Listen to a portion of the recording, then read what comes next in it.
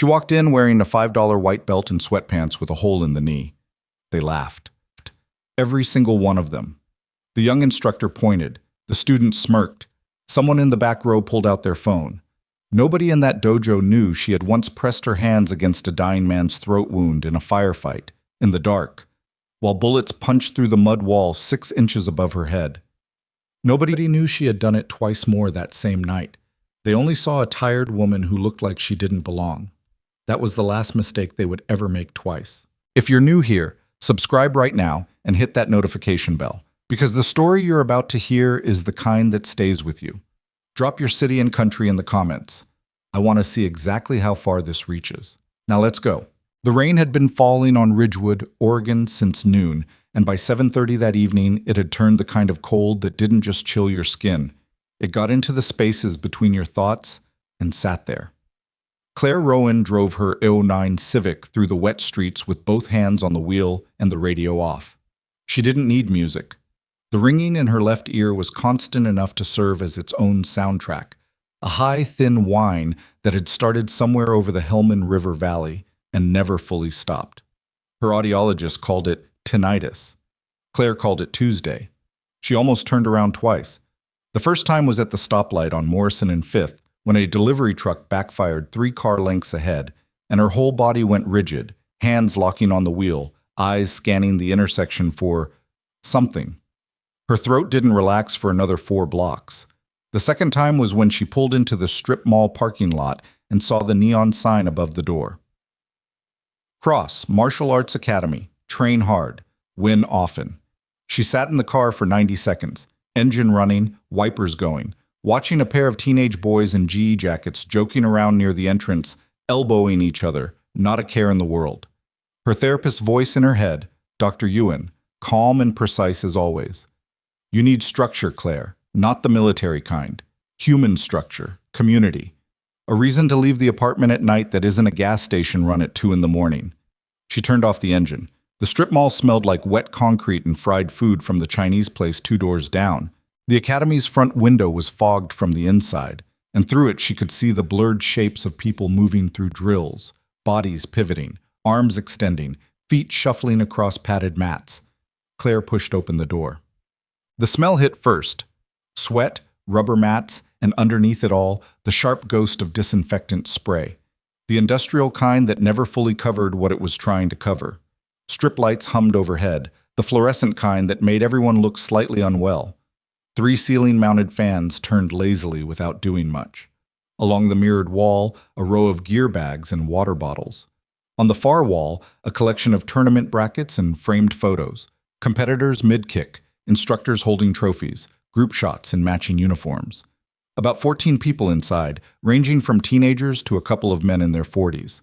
Mixed belts, mostly white and yellow, a few blues, 1 purple. They were running through what looked like basic guard pass drills in pairs, and the rhythm of it, the controlled repetition, the structured movement, was the only thing in the last 3 months that had made Claire feel something other than dread about walking into a new space. She approached the small reception desk near the entrance. A teenage girl with a bun and a clay necklace looked up from her phone. Hey, is it okay if I just observe tonight? I'm thinking about signing up. Yeah, totally. You can watch or jump in. Mr. Cross is cool with drop-ins on Tuesday nights. The girl barely glanced up. There's a spare G in the back if you need one. I have stuff. Claire set her bag on the bench, pulled out her gear. Old compression shorts. A worn Academy shirt from a base gym in Virginia that she'd cut the sleeves off 3 summers ago. And the belt? White, standard issue, the kind that came free with an enrollment kit she'd bought online 6 weeks ago and used exactly twice, in her apartment living room, watching YouTube tutorials with the curtains closed. She tied it around her waist without ceremony and moved to an open section of mat near the wall to stretch. That was when she heard the voice. Okay, all right, hold up. It was loud enough to cut through the ambient noise of the whole room, the kind of voice accustomed to being listened to. Claire looked up. He was maybe 26, 27. Black belt, worn to that specific shade that meant real hours logged. Not the cheap dye faded kind, but genuinely broken in. Athletic build, the kind that suggested he'd built it deliberately over years. good-looking in the way that made people forgive too much too often. He stood with his arms slightly spread, grinning at something across the room, and 3 students near him were already laughing before he delivered the punchline. Evan Cross. His eyes found Claire from across the room in about 4 seconds. The grin didn't disappear exactly, it just changed shape. He said something to the student beside him, low, and the student looked over and made a sound that was half laugh, half discomfort. Cross started walking across the mat toward her. Claire kept stretching. Hip flexor. Cross one ankle over the knee, press down slowly. Breathe. Hey. He stopped 6 feet away, arms crossed. Help you? Just stretching. She didn't look up. Your girl at the desk said drop-ins were fine on Tuesdays. Drop-ins, sure. He glanced at her belt, then back at her face. You taking classes somewhere? First week. First week. He repeated it like she'd said something mildly amusing. Where? Online. I figured I'd try an in-person class before committing. Someone near the wall made a muffled sound. Evan tilted his head. Online. He said it flatly. You learned martial arts online. I learned the basics, that's why I'm here. He turned halfway toward his students, letting them see his expression. The smile was back. Entertainer's smile. Gallery, plain smile. All right, well, we run a structured program here. Levels, progression, real training. He looked back at her. This isn't really a drop-in and YouTube kind of place. Claire finally stood up. She was 5'7", medium build, and she looked exactly like what she appeared to be. A tired woman in her mid-30s who had seen better years and wasn't particularly interested in being noticed. There were small scars on her left forearm that disappeared under her sleeve. There were faint circles under her eyes that no amount of sleep had fully resolved in over a year. I understand, she said. I'll stay out of everyone's way. She turned back to the wall and resumed her stretch. A beat of silence. Then Evan's voice, brighter now, amused. What's your background? You do any training before? Some. He was doing the repetition thing again. Claire recognized the pattern. She'd seen it in certain squad leaders, the kind who mistook volume for authority. What kind of some? Combatives. A while back. Army combatives? Navy. He made a sound, not quite a laugh. So like, shipboard security? Push-ups?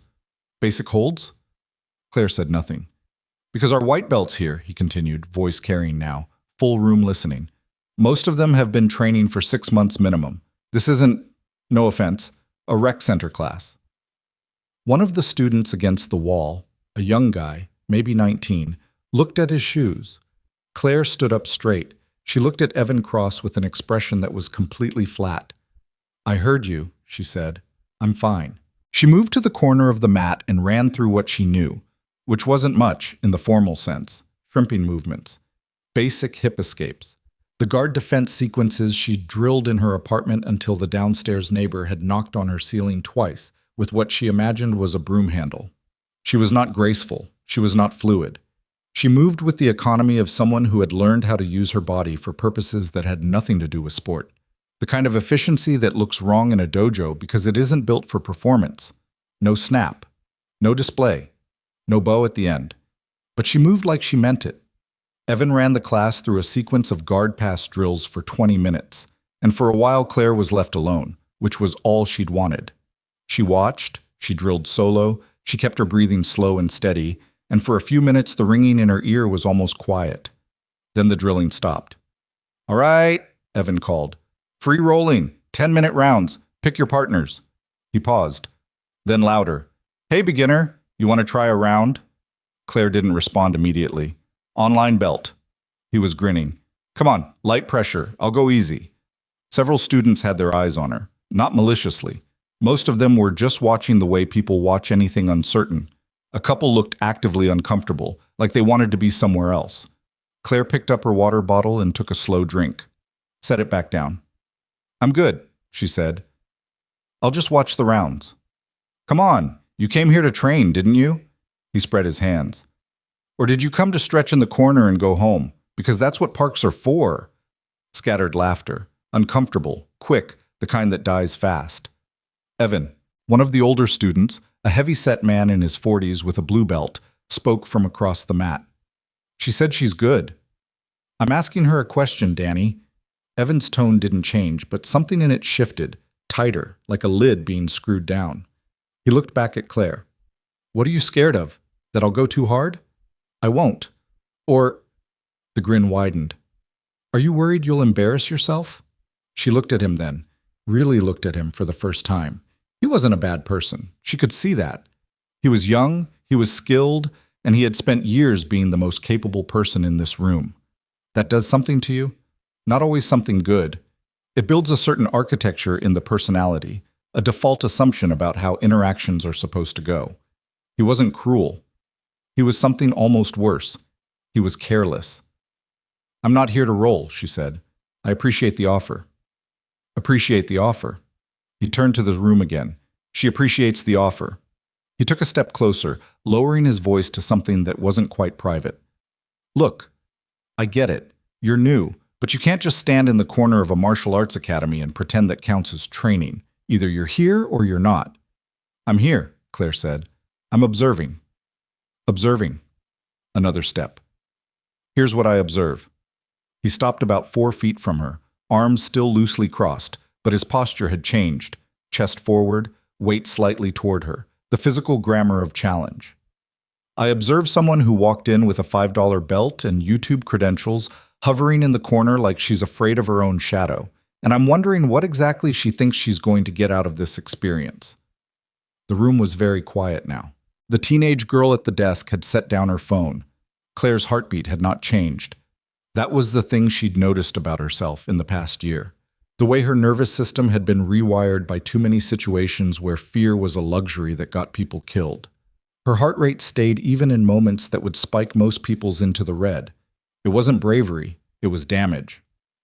I'll come back another night, she said, reaching for her bag. Evan moved to step slightly into her path, not blocking it, not exactly, but making the movement require acknowledgement. I'm not trying to run you off, he said, voice dropping an octave, going for something that sounded like sincerity. I'm trying to get you to show up. You came here for a reason, right? So show up. Roll with me. 1 round. I'll make it worthwhile. Last time I'm asking you to step back, Claire said. The room pulled in a breath. Nobody moved. Evan Cross stared at her. The line she'd drawn was completely clear, and it had surprised him. The specificity of it, the lack of emotion, the way it landed like a statement of fact rather than a threat or a plea. He should have stepped back. He should have laughed it off, turned to the room, made some self-deprecating joke, and redirected the class. He was good enough to do it, skilled enough, experienced enough, old enough, almost, to know when a situation had run its course.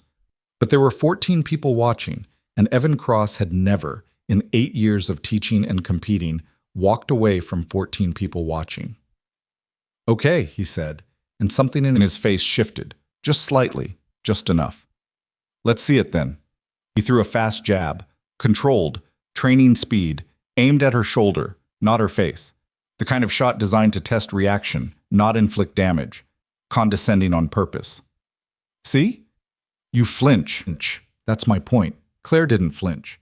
What she did was almost impossible to describe in real time, because it happened in the space between one frame and the next. She turned, not backward, not away, but into him, angling left inside the arc of his arm before it extended fully. Her right hand came up not to block, but to redirect, a short, tight movement at the wrist that changed the vector of his strike without stopping it. At the same moment, her left foot stepped behind his lead foot, a placement so precise it looked accidental, and her weight shifted forward and down in a way that collapsed his base without a single dramatic throw. Evan Cross went down, not in a slow, cinematic tumble, in the sharp, mechanical way of a structure whose foundation simply stopped holding. One moment he was upright. The next he was on his back on the mat, and Claire's left knee was at the inside of his hip, and her forearm was across his throat, not crushing, controlled, but present. And her body weight was positioned with the kind of deliberate geometry that made trying to bridge up a very bad idea. The whole thing had taken less than 2 seconds. She held him for exactly 3 seconds more, enough for his brain to register completely what had happened. And then she stood up and took a full step back. Evan rolled onto his side. His breathing was rough, not because she'd hurt him, but because his diaphragm had caught the landing wrong. His face was the color of old brick. The room. Not one person moved, not one water bottle crinkled. The fans continued their lazy rotations. Somewhere outside, a car passed on the wet street. Claire picked up her bag. Her hands were steady. Her face was exactly what it had been the entire time. Tired, quiet, a little far away. She walked toward the exit. That should have been the end of it. It wasn't. She was 4 steps from the door when she heard him get up. She heard it before she heard him speak, the specific sound of someone coming off a mat angry, the extra force of the push, the quality of silence that breaks when a room senses something is about to go wrong. That was a cheap shot. Evan's voice, tight, stripped of performance now, just anger. You got lucky on a training drill. That doesn't mean… Evan. The voice that cut him off came from the far side of the room. Everyone turned. The door to the small office in the back corner was open, and standing in it was a man nobody seemed to have noticed enter. He was maybe 60, compact, silver-haired, with the kind of posture that doesn't announce itself and doesn't need to. He was wearing a plain gray shirt and carrying a coffee mug, like he'd been sitting at a desk doing paperwork and had simply decided to stop. He was looking at Evan Cross with an expression that contained no anger whatsoever. That somehow made it worse. "That's enough," Marcus Hale said quietly. Evan stopped. But the man's eyes weren't on Evan Cross anymore. They were on Claire. And the way he was looking at her, not with surprise, not with confusion, but with something that looked entirely like recognition, sent a different kind of chill through the room. Because whatever Marcus Hale was seeing when he looked at Claire Rowan, it was not a beginner in a cheap white belt. His eyes tracked to her stance, to her feet, to the way she was holding her bag with her left hand and keeping her right side slightly angled toward the room out of a habit so deeply ingrained she probably didn't know she was doing it. He set down his coffee mug on the nearest bench. "Ma'am," he said, "would you mind waiting just a moment?" Claire looked at him. Something passed between them. Not words, not recognition exactly, but the specific understanding of people who have occupied the same kinds of spaces and survived the same kinds of nights. The code of it was older than language. She stopped. She did not set her bag down, but she stopped. Evan Cross stood in the center of the mat, breathing hard, humiliation curdling into something sharper. His students stood in a loose semicircle, no one quite meeting anyone else's eyes. The teenage girl at the desk had pulled her knees up to her chest and gone very still, and Marcus Hale walked slowly across the mat, his footsteps quiet on the rubber surface, until he stood between them. He looked at Evan first. "Where did her elbow go?" he said. It wasn't a question. Evan's jaw tightened. "She trapped my… Where did her elbow go?" A long pause. "Inside," Evan said, quieter now. "Inside, before you extended." Marcus turned to look at Claire. "And her foot." Silence. "Behind your lead." "Before or after the redirect?" Evan looked at the mat. "Before." Marcus Hale nodded slowly. He turned back to Claire, and there was something in his face now. Careful, measured, the expression of a man choosing exactly how much to say and in what order. "Krav?" he asked. Claire said nothing. "MC map?" He tilted his head slightly. "No, too fluid. The footwork's wrong for that." He paused.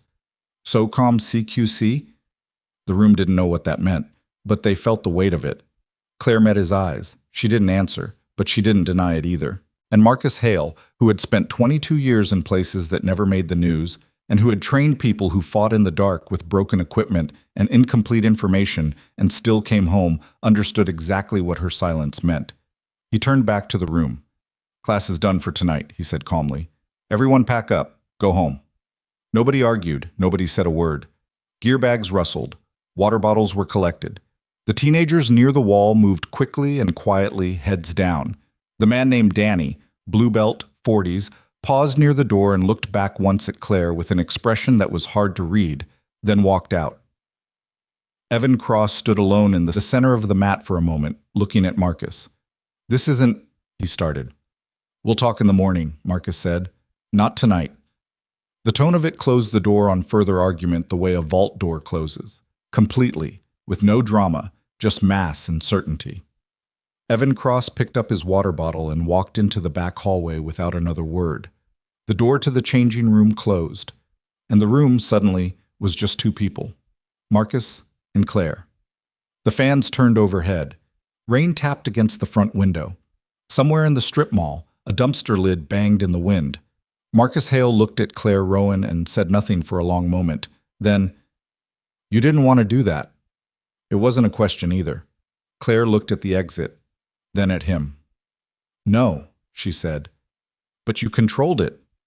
A pause. "Mostly." He nodded once, picked up his coffee mug, looked into it as though checking whether it was worth finishing. "I've got a group," he said quietly. "Early mornings, 6 a.m., Tuesdays and Thursdays. No spectators, no rankings, no—" He made a small gesture that encompassed the whole room, all of it. "This." Claire watched him. "Who's in it?" "People who came back from places," he said simply, "and haven't quite figured out what to do with themselves since." The strip lights hummed. Claire adjusted her bag on her shoulder. "I'm not looking to talk about it," she said. "Nobody in that group is." He set the mug down and looked at her directly. "That's not what we do." She held his gaze for a moment. Then she looked away. At the mat, at the trophy wall, at the fogged window and the rain beyond it. Her hand went into her jacket pocket. She pulled out her car keys. "I'll think about it," she said. Marcus reached into his shirt pocket and set a business card on the bench beside her. He didn't say anything else. He picked up his mug and walked back toward his office, and Claire stood in the empty dojo for just a moment, listening to the fans, the rain, the thin, persistent ringing in her ear that never stopped, and something that she hadn't felt in a long time pressed briefly at the inside of her chest. Not hope, exactly. Too early for hope, but something adjacent to it. She picked up the card without looking at it, walked to the door, pushed it open into the cold Oregon night. Behind her, in the back hallway, she heard the changing room door open again. And Evan Cross's voice, low, cold, stripped of everything except the specific register of someone who has decided they aren't finished. "Hey!" Claire stopped with her hand on the doorframe. "You don't just walk into someone's school and make them look stupid in front of their students." She didn't turn around. "I didn't walk in here to make anyone look anything," she said. "Then what did you walk in here for?" She thought about it, genuinely. "Quiet," she said, and she walked out into the rain. Behind her, the door swung shut, and in the parking lot, under the sodium glow of a single working streetlight, she heard Evan Cross hit the doorframe with the flat of his hand hard enough to rattle the glass. And she heard, beneath that sound, the sound she'd been listening for without knowing it. The sound of someone who wasn't done. The rain didn't let up. Claire sat in her Civic for 6 minutes before starting the engine. Not because she was shaken. She'd been through enough that shaken required a higher threshold than most people would ever understand. But because she needed to give Evan Cross time to get to his car, pull out, and disappear down Morrison Street before she did. She didn't want another conversation in a parking lot. She didn't want any more conversations at all tonight. She watched the rainwater run down the windshield in crooked lines and thought about nothing specific. That was a skill she'd worked on. The deliberate practice of not thinking, not cataloging, not running after action reviews on every interaction the way her brain wanted to. Dr. Yuen called it interrupting the loop. Claire called it staring at water on glass until the tightness in her chest backed off enough to drive. 5 minutes in, Evan's truck, a black F-150, of course, pulled out of the far end of the lot and turned left onto Morrison without slowing. She started the car. The drive home was 11 minutes through wet, empty streets. She knew the route without thinking. Turn left on Caldwell, right on Hennessy, past the shuttered laundromat and the 24-hour pharmacy and the apartment complex with the broken gate that had been broken since March. She'd memorized it the first week, the way she memorized every route she used regularly. Not obsessively, just practically, the way her training had wired her to do. Know your terrain, know your exits, know the distance between where you are and where you're going. She parked in her spot and sat for another moment, listening to the engine tick as it cooled. The business card was on the passenger seat. She hadn't put it in her pocket. She wasn't sure why. Marcus Hale, Cross Martial Arts Academy, head instructor, a phone number, nothing else. She left it on the seat and went upstairs. Her apartment was on the 3rd floor of a building that smelled permanently of carpet cleaner, and someone on the 2nd floor who cooked with too much cumin. She didn't mind. She'd slept in worse places than she could count, and an apartment that smelled like carpet cleaner and spice was not a hardship by any measure she'd ever used. The space was small and almost aggressively sparse. A couch, a coffee table with one leg shimmed by a folded takeout menu, a bookshelf with a mix of paperbacks and 3 military manuals she kept out of habit rather than need. The kitchen was clean, dishes done, counter clear, because mess in small spaces made her skin feel wrong, like static electricity she couldn't ground out. She dropped her bag by the door, stripped off her jacket, and stood in the kitchen drinking a glass of water and staring at the wall. Her left hand was trembling. Not much, not visibly maybe, from across a room, but she could feel it, the fine motor tremor that showed up after adrenaline metabolized, the body's invoice for what it had just been asked to do. It usually came 10, 15 minutes after, reliable as a tide. She pressed her hand flat against the counter and held it there until it stopped. Then she sat on the couch, stared at the ceiling, and listened to the building settle around her. The ringing in her ear went on. She'd been here 14 weeks, moved to Ridgewood after the last assignment, after the debrief, after 3 weeks at Bethesda, and then a month at a transition facility in Virginia that everyone called the ranch, and nobody outside a specific community knew existed. The ranch was where they sent you when you weren't broken enough for a medical discharge, but weren't operational anymore either. The gray zone people, the ones whose bodies still worked, but whose heads had developed certain features that command structures didn't find compatible with sensitive environments. Claire had spent 28 days at the ranch talking to psychologists, submitting to neurological screens, attending group sessions with 8 other people who all had the same flat effect and the same careful way of sitting with their backs to walls. She hadn't made friends. She hadn't made enemies either. She'd completed every requirement and been released with a transition packet, an honorable discharge, 3 months of housing assistance, and the number for the VA hotline printed on the front of the folder in the specific shade of blue that meant we are required to give you this, and we hope you never need it. She needed it twice in the first month. Both times she'd set the phone down before dialing. Dr. Ewan was not the VA hotline. Dr. Ewan was a private practice therapist in downtown Ridgewood who specialized in trauma and had a waiting room with a white noise machine and a bowl of individually wrapped mints that she replenished every week. Claire had been referred by a former corpsman she knew, a man named Torres, who'd gone through something similar 2 years earlier and was now apparently coaching high school soccer and doing reasonably well. Reasonably well had started to sound like a reasonable ambition. She'd been seeing Dr. Ewan twice a week for 6 weeks. Progress was the wrong word for it. It was more like excavation, slow, careful, with the constant risk that the wrong move would bring a wall down. But she was going. She was leaving the apartment for appointments and grocery runs and now, apparently, martial arts classes at strip mall dojos, where she accidentally made instructors look incompetent in front of their students. She closed her eyes. The sequence played back without her wanting it to, the way it always did after. His wrist, his foot placement, the angle, the weight transfer. She hadn't decided to do it. That was the honest truth, and it was the part that unsettled her most. She'd decided to walk away. Her body had made a different decision, and her brain had processed the event approximately 1 full second after it was over. That was what the ranch psychologists had called automatic threat response integration. What it meant in practice was that somewhere between the 3rd and 4th deployment, her nervous system had quietly reclassified certain stimuli and certain trajectories and made certain decisions about response protocols without consulting the part of her that would have preferred to just go home and watch television. She didn't blame herself exactly, but she didn't feel clean about it either. She picked up her phone, opened her texts, scrolled to Torres's name. "Went to that class tonight," she typed. It went sideways. She stared at it for a moment, then deleted it and set the phone face down on the coffee table. She didn't sleep well. She didn't sleep badly either. Just the standard middle ground of someone who'd learned to sleep in 3-hour increments because operations ran on different schedules than circadian rhythms. She was up at 2:14, then again at 4:40, and then gave up at 5:30 and made coffee and stood at her kitchen window watching the rain, which had slowed to a fine mist that glittered under the parking lot lights. The business card was still in her car. She thought about Marcus Hale standing in that office doorway, mug in hand, looking at her with that quiet recognition. She'd met people like him before. Not many, but enough. The ones who'd been in the rooms and come out the other side and made a life that wasn't defined by what they'd survived, but wasn't pretending it hadn't happened either.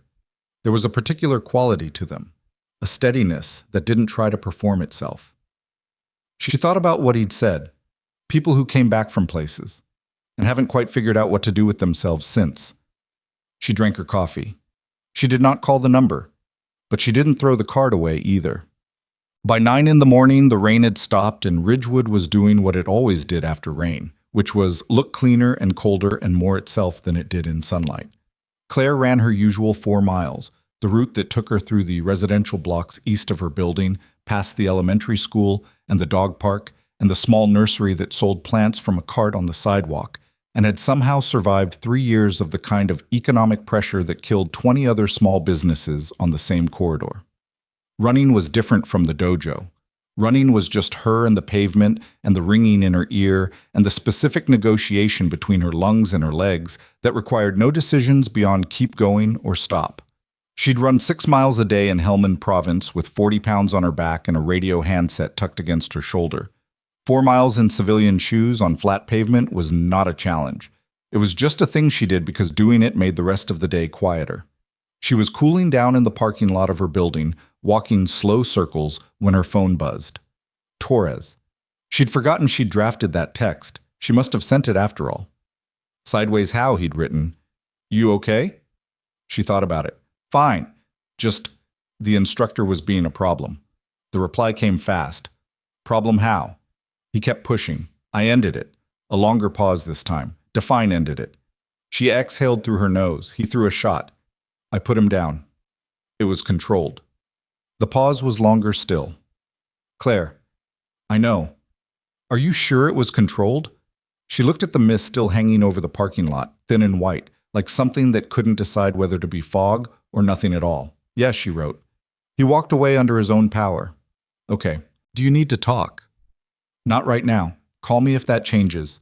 She put her phone away and went upstairs and showered and made eggs and ate them standing at the counter because the table felt too formal for breakfast alone. And that was the morning. She had a session with Dr. Yuan at 2. The office was on the 4th floor of a building that also housed an accountant and a small immigration law firm. The waiting room had the white noise machine and the mints and 3 chairs and a stack of magazines that were 3 months old. Claire always arrived 5 minutes early and always took the chair nearest the door and always ate one of the mints without tasting it. Dr. Yuan was 40, Korean-American, small, with very direct eyes and the specific quality of patience that didn't feel passive. She didn't fill silences. She didn't rush to reflect feelings back or offer interpretations before you'd finish speaking. She waited. Sometimes she waited a long time. In the beginning, Claire had tested that, had gone silent for 3 or 4 minutes just to see what Yuan would do. She'd just sat there, legal pad in her lap, pen not moving, comfortable as a wall. Claire had respected her immediately.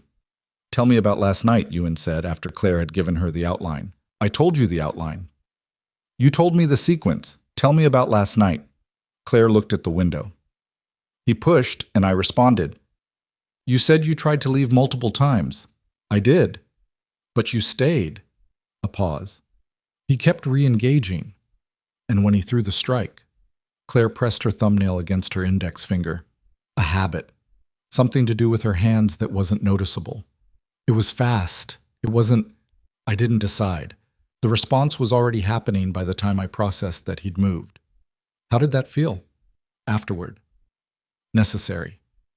That's an evaluation. How did it feel? She thought about her hands on the steering wheel in the parking lot. The small period of nothing, just rain and the sound of the engine. Quiet, she said. Yuan wrote something. And now? Less quiet. Because? Claire looked at her. Because I went there to find something low stakes and it turned into a situation, and situations follow me back, and I didn't want to bring another one home. But you controlled it. This time. You say that like you think next time you won't. Claire was quiet for a moment. I say that because my read of whether a situation is controlled is not always accurate. She met Yuan's eyes. There have been times when I thought it was controlled, and it wasn't. The margin is smaller than people think. Yuan set her pen down. What happened after? When you left? Claire thought about the older man in the doorway with the mug. Someone stopped it before it needed more stopping. She paused. An older instructor. He recognized something. Recognized what? The way I moved. She looked at her hands. He asked if I had SOCOM CQC training. Yuan was quiet. He had a specific vocabulary, Claire said. He'd been in the same kinds of rooms, you can tell. Did you speak to him? Briefly. She reached into her jacket pocket, held up the card without looking at it. He runs an early morning group, veterans. A pause. He said it wasn't about talking.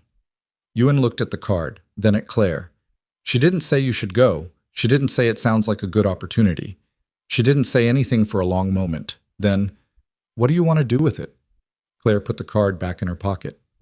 I don't know yet, she said, which was the most honest answer she'd given in a week. She went back on Thursday. Not because she'd decided to, or not exactly. More because she woke up at 5:15 and the ringing was bad, and the apartment felt like a box that was slowly getting smaller, and the alternative was another 3 hours on the couch watching her ceiling, and that alternative had stopped being tolerable somewhere around week 10. She parked in the same spot, walked to the door at 5:57. Stood outside for approximately 45 seconds being annoyed at herself for being uncertain, then pushed the door open.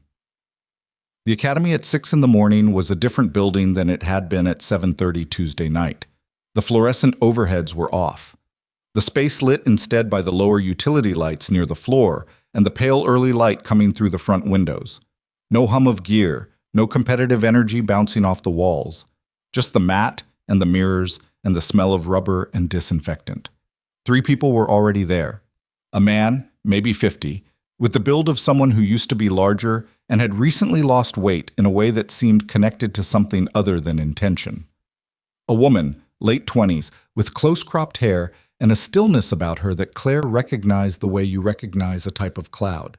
And a younger man, early 20s, sitting with his back against the mirrored wall with his knees pulled up, looking at the floor with the specific quality of attention that meant he wasn't really looking at the floor.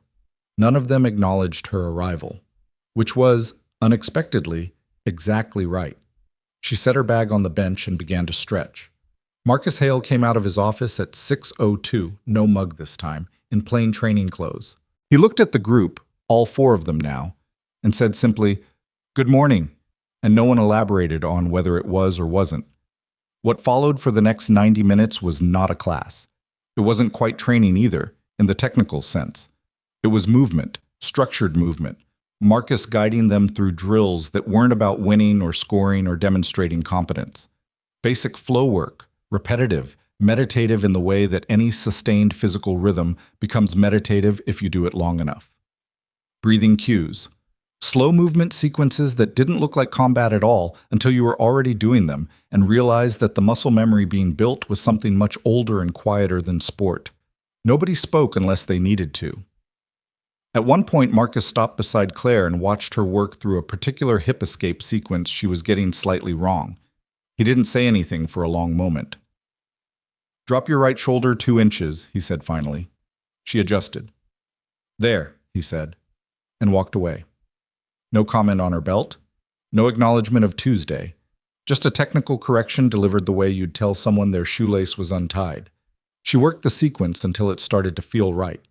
At 7:30, Marcus said, "That's enough for today," and the group began to pack up with the quiet efficiency of people who have somewhere to be and nothing to prove. The woman with the close-cropped hair, Dara, Claire would learn later, Army Signal Corps, 2 tours, paused near the door and looked back at her. "Same time Thursday," she said. It wasn't an invitation exactly, more like information. I'll be here, Claire said. Dara nodded once and left. The older man passed her on the way out and said nothing. The young man was last, and he stopped near the door and looked at her with an expression that was slightly too raw for public, the kind that usually only happened at 4 in the morning when your defenses were too tired to hold. "Does it get less loud?" he said. Just that. No context. Claire understood the question perfectly. "Some days," she said. "Not every day." He held that for a second, then nodded like she'd confirmed something he'd already suspected, and walked out. She was alone in the dojo for a moment before Marcus reappeared from the back hallway, jacket on, keys in hand. He's been coming 6 weeks, Marcus said, not looking at her. That's the first time he's talked to another person in here. Claire didn't know what to do with that, so she didn't do anything with it. What was his branch? She asked instead. Marines. Motor T. His convoy hit an IED outside Fallujah in 22. Marcus looked at her now. He was the only one walking afterward. The strip lights along the floor hummed their low, indifferent frequency. I'll see you Tuesday, Claire said. Marcus said, I know, and held the door for her. Wab. She was halfway across the parking lot when she heard the glass door open again behind her and a voice that was not Marcus Hale's voice. You've got some nerve. She stopped walking, not with surprise. She'd registered the truck on the far end of the lot when she'd arrived. The black F-150, parked one row over from where she'd parked Tuesday, and she'd filed it under possible complication and decided to proceed anyway. Not her best decision, she acknowledged now, though it was also not her worst by a distance wide enough to drive a truck through. She turned around. Evan Cross was standing at the edge of the lot in civilian clothes, jeans, a zip-up jacket, coffee, and a travel mug that he was holding with both hands like it was the only thing keeping him from doing something else with them. His jaw was tight. He hadn't been waiting long. He had the look of someone who'd just arrived and found her there and decided in the space of 10 seconds how this was going to go. He looked different outside the dojo. Smaller, somehow, without the mat and the students and the architecture of authority. Just a guy in a parking lot with bad body language and something burning behind his eyes that he hadn't fully sorted out yet. You came back, he said. I came to train. With Marcus. His voice pulled oddly on the name. In my school. Marcus's school, Claire said evenly. Something moved across his face. I've known Marcus 12 years. He mentored me. He doesn't just... He stopped, recalibrated. What did you tell him? About Tuesday? She shook her head. Nothing. He was there. Then why is he running private sessions for you? She looked at him for a moment. It's not private. There's a group. I know about the group. He said it too quickly. I know who's in it. He's never asked me to run that group or even sit in. 12 years. He's never... He stopped himself again, and this time the silence was longer, and something in his posture shifted from confrontational to something more uncomfortable, something that wasn't quite anger anymore. She understood then. It wasn't just about Tuesday. Tuesday was just the thing that had finally made something visible that had been there for a while. You're a good instructor, she said, because it was true and because it cost her nothing to say it. He looked at her with an expression like she'd said it wrong somehow. Don't. He said it quietly. Don't do the... He gestured vaguely at the space between them. Don't manage me. I'm not managing you. You put me on the mat in front of my students in about 2 seconds. Then you walk out, come back Thursday morning like nothing happened, and Marcus just lets you in.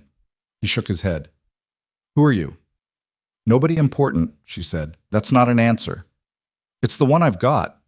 He stared at her. The early morning light was flat and gray, and it made everything look more honest than it usually did. I was an ass to you, he said.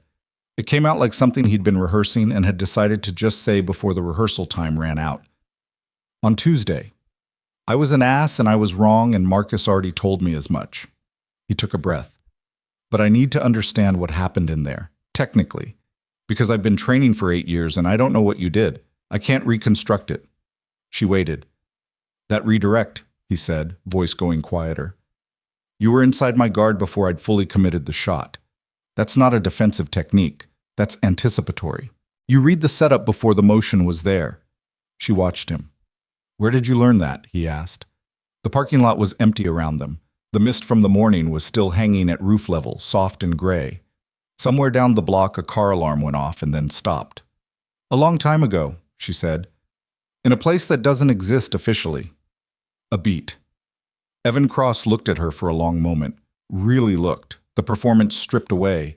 The arrogance metabolized by something more useful.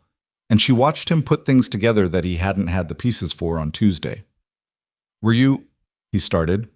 Stopped. Are you okay? The question surprised her, not because it was wrong, but because it was the last thing she'd expected from him. She'd cataloged him as a certain type, and types weren't supposed to deviate. Working on it, she said. He nodded, looked at his coffee. I'm suspended from teaching for 2 weeks. Marcus's call. I heard. He was right to do it. She didn't say anything. I'm going to be a better instructor than I was on Tuesday, he said. It didn't sound like a performance. It sounded like a man making a note to himself out loud by accident. I don't know how yet, but I'm going to figure it out. She looked at him. You've got time, she said. 2 weeks is a start. And she turned and walked to her car, and he didn't say anything else. And when she pulled out of the lot, she checked her mirrors, and he was still standing there in the flat gray morning light, coffee in both hands, watching her go with the expression of someone who had walked into a conversation expecting one thing and come out the other side holding something he hadn't brought with him. She didn't know what to do with that either. She drove toward the pharmacy on Hennessy. She needed ibuprofen and the decent brand of earplugs she'd been putting off buying for a week. And the ringing in her ear was there, steady as always, but underneath it, if she was being precise, something had shifted. Not gone, not quiet, just different, like a frequency adjusting, like something beginning to tune. The ibuprofen was on the third shelf.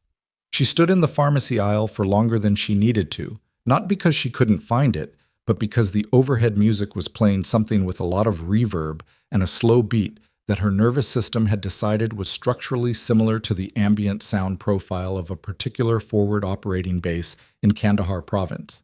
And for approximately 12 seconds, she was not in a pharmacy in Ridgewood, Oregon. Then the song changed to something with a trumpet in it, and she came back. She grabbed the ibuprofen and the earplugs and a bottle of water she'd drink before she reached the car, and she paid at the self-checkout because the line at the manned register had 2 people in it, and one of them was having a coupon dispute. And she walked back out into the gray morning and sat in her Civic and took 2 ibuprofen with the water and waited for the background noise inside her skull to settle back to its baseline register. The ringing was worse on mornings after adrenaline. That was consistent. Something about the way the auditory nerve had been compromised. A percussion grenade detonated in an enclosed space 22 months ago, close enough that the pressure wave had knocked her into a wall and temporarily taken the hearing in her left ear completely before it came back reduced and wrong. The physical mechanics of it were well documented. The experience of living with it was less easily charted. She drove home, ate lunch, ran her maintenance checks on the apartment the way she ran them every Thursday. Locks, windows, the fire escape visible from her kitchen window. It was a habit she'd been told by 2 separate therapists to work on reducing. She was working on it. She'd gotten it down from twice daily to once. Progress, Dr. Ewan had said. Claire wasn't sure progress was the right word for I only check the locks once now instead of twice, but she was trying to adopt the vocabulary without arguing about it every session. She spent the afternoon reading, a novel Torres had recommended, something about a fishing village in Maine, and didn't retain much of it, but the act of sitting still and moving her eyes across pages without tactical intent was itself a kind of exercise. She made dinner at 6, did the dishes immediately, was in bed by 9:30 and asleep, against all reasonable expectation, by 10. She didn't dream. Or if she did, she didn't bring it back with her. The second Tuesday morning session was different from the first. The young Marine, his name was Kevin, she'd learned, Kevin Doss, 23 years old with hands that were slightly too large for his frame, in the way of someone who'd done a lot of physical work young. He arrived late this time, 7 minutes after 6, and he came in with his jaw set in a way that said the morning had already cost him something before he'd even put his shoes on. He sat on the bench and didn't move toward the mat. Marcus noticed. Everyone noticed. Nobody said anything. They worked through the morning sequence.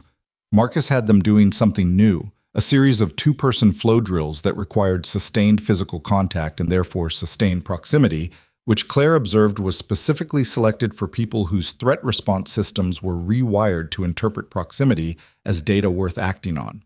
The drills didn't fight that. They worked with it, slow enough to allow the nervous system to recalibrate, repetitive enough to build new reference points over the old ones. Dara was her partner for most of it. They moved through the sequence with the efficiency of 2 people who understood that efficiency was the point, not grace. Dara was precise. She had a slight hitch in her left shoulder, an old rotation injury, Claire guessed, the kind that healed wrong because you kept working through it. But she compensated without thinking about it.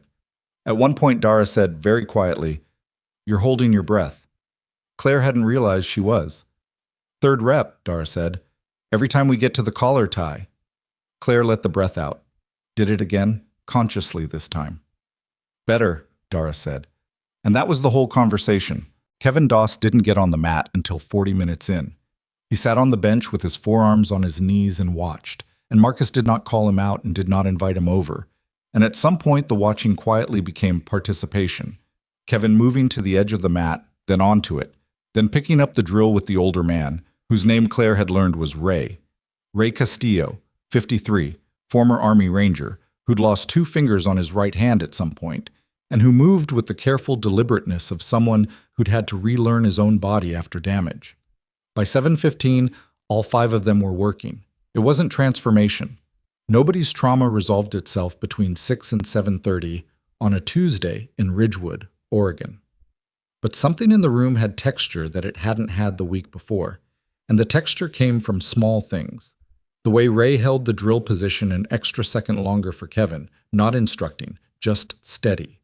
The way Dara breathed audibly on the exhale so that Claire beside her could track it and sync without being asked. Marcus stood to the side and watched, and occasionally spoke 2 or 3 words and occasionally said nothing at all. And Claire understood finally what the group actually was. Not therapy, not training. Something in the unmarked space between them where the brain didn't know which framework to use and so just moved, functioned, existed in a body without narrating the experience to death. She drove home at 8 in a different register than she'd arrived. The call came on Friday at 4:17 in the afternoon. Unknown number, Oregon area code, not Ridgewood. She almost didn't pick up. She almost never picked up unknowns. But something made her answer on the 3rd ring. Claire Rowan. A pause. Then a voice she recognized immediately, not because she knew it well, but because she knew its type. The particular cadence of someone who'd spent years communicating in environments where clarity was a survival feature. Ms. Rowan, this is Lieutenant Commander Dale Pressfield, Naval Transition Liaison, Pacific Northwest. A beat. I hope I'm not catching you at a bad time. She sat down on the couch. How did you get this number? Your transition coordinator forwarded contact information for outreach purposes. I apologize for the lack of notice. He didn't sound particularly apologetic. He sounded efficient. I'm reaching out because there's a situation developing that your service record suggests you might be particularly positioned to assist with on a consulting basis. I want to be clear, this is entirely voluntary. You are separated and there is no obligation whatsoever. Then why are you calling? A slight pause. We have a training exercise scenario in development, a medical response integration drill, joint with SOCOM elements, scenario-based, stateside. We're looking for personnel with specific operational medical experience in CQB environments to help construct the scenario architecture. Another pause. Your record from the Helmand rotations was flagged. The IED response in 23. The 2-person exfil under fire in Kandahar. She said nothing. The consulting role would be 2 days. Fort Lewis. Next week, if your schedule permits. Full per diem, travel covered. He kept his voice level, professional. Again, entirely voluntary. The apartment was very quiet. The clock on the microwave said 4:19. I'll think about it, she said. Of course. I'll send details to your email. A pause. For what it's worth, Ms. Rowan, what happened in Kandahar in October of 23? It was reviewed at the command level. The response under those conditions, the medical decisions made in that environment. He stopped. I just wanted you to know that the record reflects accurately what happened. She had her free hand pressed flat against the couch cushion. Thank you, she said, flat and careful. Take care of yourself. And he hung up. She sat with the phone in her lap for a long time. Kandahar, October 23.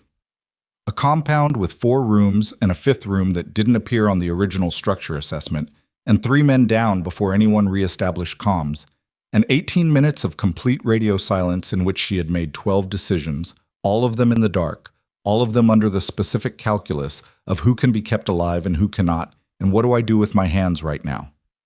3 of her people had come out of that compound. There had been 4 going in.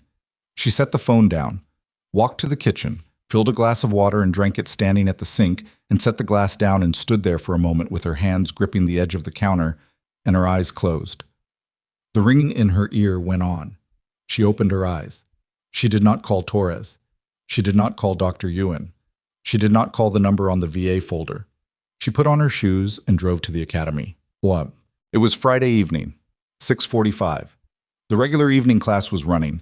She could see through the fogged window, bodies moving, the familiar blur of drills in progress. She wasn't here for that. She sat in the parking lot for 3 minutes. Then she went in.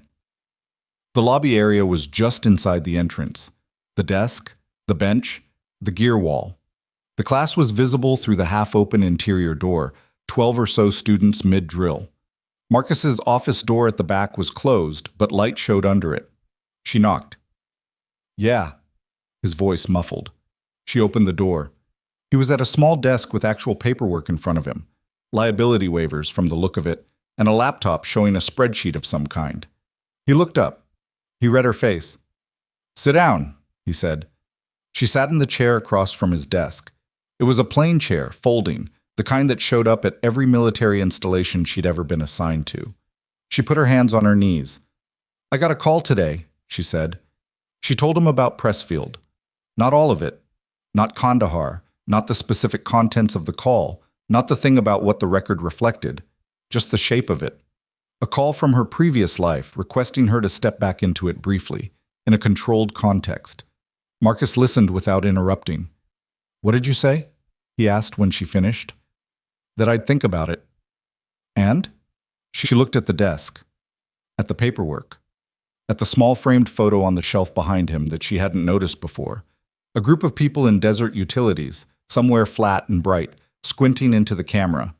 She didn't ask who they were. "I don't know if I'm ready," she said, "to go back into that headspace, even the edge of it, even in a training context. What does Ewan say?" "I haven't told her yet." Marcus leaned back. His chair made a sound. He looked at her for a long moment with the specific quality of attention that didn't press. "What are you scared of?" he said. Not unkindly, just directly. She thought about it. "That I'll be fine the whole time and then come back here and fall apart on the drive. Or I won't be fine and I'll do something that gets on someone's report." Marcus was quiet. "Or," she said, quieter, "I'll be fine and I'll come back here and realize that the only place I actually function is in that context, and nowhere else, and I don't know what I do with that." The office was very still. From beyond the door, the muffled sounds of the evening class. A thud, voices, someone being corrected on footwork. "That's the honest one," Marcus said. She nodded slightly. "Here's what I can tell you," he said, "from what I've watched in the last 2 weeks. You function in more than one context. It's harder in some than others, and you don't always know which is going to be which. That's not a condition. That's just how it is now." He folded his hands on the desk. "The question isn't whether you're ready to go back. The question is whether going helps or hurts." "I don't know the answer." "No," he said. "You don't." He left a space. "Talk to Ewan before you decide." She stood up. "Yeah." She was at the door when he said, "Claire." She stopped. "The thing you said when you first came in here, that you were looking for quiet." He looked at her steadily. "Is it quieter?" She thought about Thursday morning, Kevin Doss on the bench, then on the mat. Dara's voice, flat and precise, "You're holding your breath." The way Ray held the drill position an extra second without explaining why. "Some days," she said. Marcus nodded once, picked up his pen. She went back through the lobby and out into the parking lot, and the evening class was still running behind the fogged glass, and she could hear through it, faintly, the instructions being called. The same instructions, the same cadences, the same room. And it was on her way to the car that she heard the interior door open and the sounds of the class spill louder into the lobby, and someone say, "That's it for drills, we're going to open roll." And then a different voice, younger, brighter, carrying more than it needed to. "Is that her car? The Civic?" And then lower, someone else, "Dude, shut up." And then the voice again, louder. "I just want to see if she's still around. I want to ask her something." She stopped walking. She recognized the first voice. She'd heard it 6 times now in the 2 weeks since Tuesday. In the parking lot, in the lobby when she'd picked up a schedule card, once on the sidewalk outside when he'd been locking up. She'd categorized it, Young, male, compulsive need to resolve things, gets louder when uncomfortable. The door opened. It wasn't Evan Cross. It was one of the students from Tuesday, the 19-year-old from the wall, the one who'd looked at his shoes. He was in his GI now, sweating from the drill, still catching his breath, and he came through the door and saw her in the parking lot and stopped. He was maybe 20 feet away. "Hey," he said. "Sorry, I wanted to—" He stopped, wiped his face with the back of his hand. "I wanted to say I was sorry for Tuesday, the laughing thing."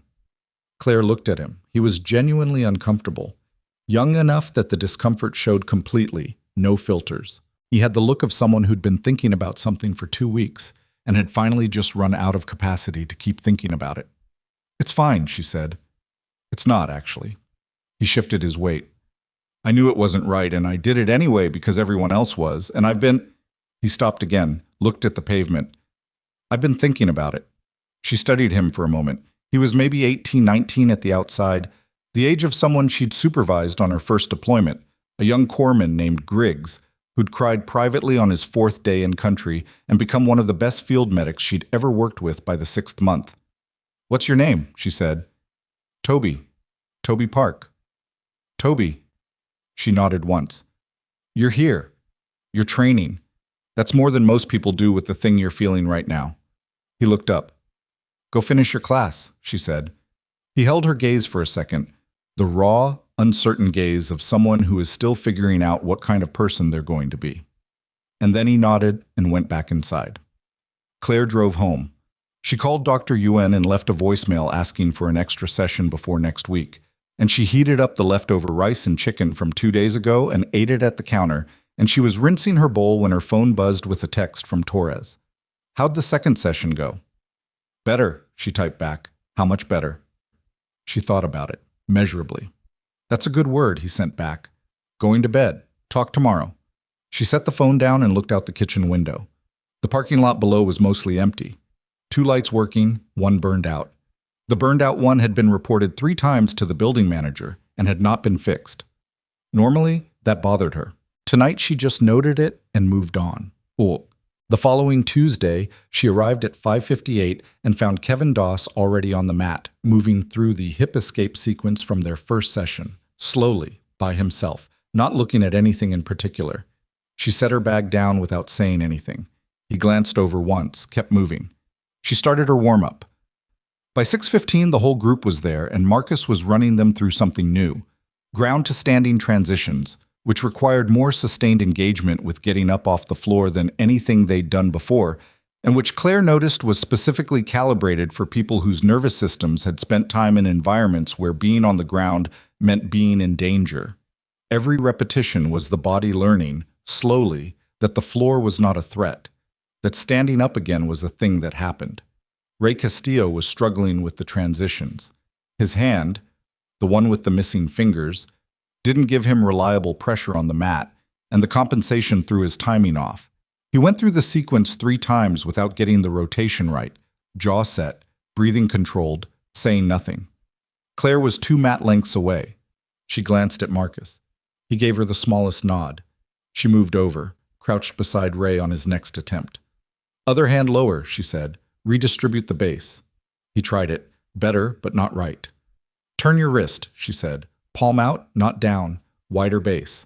He tried it again. It worked. He stood up cleanly for the first time. He didn't say anything. Neither did she. She went back to her space and kept working. But at the end of the session, while everyone was packing up, Ray walked past her and put one hand briefly on her shoulder. Just for a second, just the weight of it. And then kept walking. She stood for a moment with the warmth of that brief, wordless thing. It was, she thought, the most ordinary piece of human contact she'd been offered in 14 weeks. No agenda, no management, no language required. She didn't know quite what to do with it either, so she just stood there and let it be what it was. The Friday of that week started like any other Friday had in Ridgewood. Coffee, the 4-mile run, a session with Dr. Yuen at 2, groceries after. She'd called Pressfield back and told him she needed another week before deciding on Fort Lewis. And he'd said that was fine in the way that meant it was fine, and not much more than fine. and she'd filed that conversation away and moved on. She was walking back from the grocery store, 3 blocks. She made a point of walking when weather allowed. When she heard it, shouting, male voices, the specific register of it that wasn't argument, wasn't performance, the flat, compulsive, escalatory register of something that had gone past talking. She turned the corner onto the side street that ran parallel to the strip mall, and the first thing she saw was a car with its hazard lights on, half mounted on the curb. The second thing was a group of people, 5, maybe 6, in the parking lot behind the restaurant supply store that shared the strip mall's rear lot with the academy. The third thing, which she processed with a quality of attention that was not civilian attention, was the specific geometry of the group. 1 person on the ground, 2 standing in the posture of people watching something they weren't stopping, 2 more engaged actively, and one of the 2 actively engaged had something in his hand. It was a chain, short, maybe 18 inches, looped once around his fist. The person on the ground was Kevin Doss. She didn't decide. She was already moving. She crossed the lot in seconds, grocery bag still in her hand, and she read the scene as she moved. Kevin on one knee, one hand on the pavement, head down, blood on his chin from something that had already happened. The man with the chain stepping back for momentum. The second man moving to flank left. The watchers frozen in that specific way that meant they weren't going to intervene. They were just going to absorb whatever happened. "Hey!" Her voice came out with a quality she didn't entirely plan. Not loud, not aggressive, just completely without ambiguity. "Stop." The man with the chain looked up. He was maybe 30, big through the chest, the type of drunk that had passed through loud and was now in the cold, specific register of someone who'd run out of inhibition and was just mechanics now. He looked at her, the grocery bag, the jacket, the completely ordinary presentation of a woman who had no business being in this parking lot, and his expression said clearly that he had assigned her to a category that required no further processing. "Walk away," he said. "Put the chain down," she said. He laughed. The other man, flanking left, now adjusting his position because she'd put herself in his sight line, said something low and fast that she didn't catch but filed as coordinating. Kevin looked up at her. His eyes were not good. Too much white. The pre-shock quality of someone whose body was starting to make decisions about resource management. "I'm talking to you," the man with the chain said. He took a step toward her. "Walk. Away." She set the grocery bag on the ground. "Last time," she said. He swung the chain. It was faster than it should have been from someone his size with that much alcohol in him. She had a fraction of a second to note that he was not, in fact, as impaired as she'd assessed, which was useful information and also too late to matter. She didn't back up. She moved left, inside the arc, the exact same geometry as 6 days ago. But in the open air now, no mat, no rules, no Marcus Hale available to step out of an office doorway. Her left forearm deflected the chain's wrap at the wrist rather than the impact, redirecting rather than absorbing, the way you redirected anything you didn't want to take the full force of. Her right hand found his elbow. Her hip drove through his center. He went down differently than Evan Cross had gone down, harder, less controlled on his end. He hit the pavement on his side and the chain rattled loose from his hand and slid 6 feet across the asphalt. The second man lunged. She was already turning. His grab caught her left shoulder and she let the momentum of it work, rotated with it instead of against it, used the rotation to drive her right elbow back and up into his solar plexus, compact and precise, not the full force of what she could bring, but enough. He folded. Not unconscious, just thoroughly out of this conversation. She stepped back, put herself between Kevin and the 2 men on the ground, checked her hands. No chain contact on her forearm, she'd gotten the angle right. Checked the watchers, both now backing toward the far end of the lot with the specific speed of people who had assessed the situation and revised their desire to be present at it. Kevin Doss was staring at her. The man on the ground was trying to get up. He'd gotten one knee under him and was breathing hard, and his expression had passed through anger into something closer to confusion. The specific disorientation of someone who'd had a very clear model of how the next 30 seconds were going to go and had watched it comprehensively fail. "Don't," she said. He looked at her. "Stay down," she said. "Your friend is going to be fine. He needs 2 minutes. You need to sit there and wait until you've made a better decision about what you do next." He stared. She held his eyes. He did not get up. She turned to Kevin and crouched down. Look at me. He did. His pupils were even, which was good. The blood on his chin was from a split lip, not deep. Can you stand? Yeah. His voice was rough. Yeah, Not yet. Wait a second. She put her hand on his shoulder, steady, grounding. Breathe. He breathed. One breath, then another. What happened? She said. Old thing, he said. Closed his eyes briefly. Guy I used to know. I shouldn't have. I came out the back way and he was just. He stopped. I made it worse. Okay? I made it worse, he said again, louder at himself. Kevin. She waited until he looked at her. Right now it's just your lip and you're sitting in a parking lot and I'm here and you're okay. That's all that's happening right now. He looked at her with those too much white eyes. Okay, he said. Okay, she said. She helped him stand.